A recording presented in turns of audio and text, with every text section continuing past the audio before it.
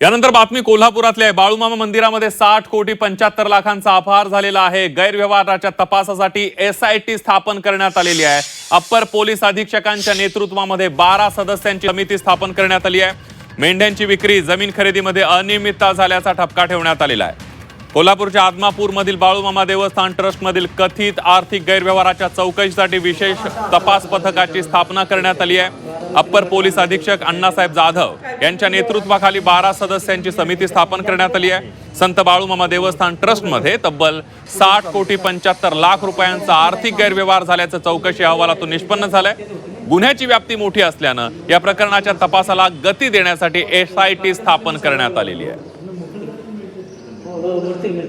तपास हा पारदर्शकच झाला पाहिजे। देवालयाच्या पैशाची लूट म्हणजे हे जर दरोडेखोर देवाला जर घाबरणार नसतील तर घाबरणार कोणाला। आणि बाळूमामाचं देवालयामध्ये अनेक दिवसापासून या बातम्या आपण ऐकतोय आणि ऐकून मनाला वेदना होत आहे।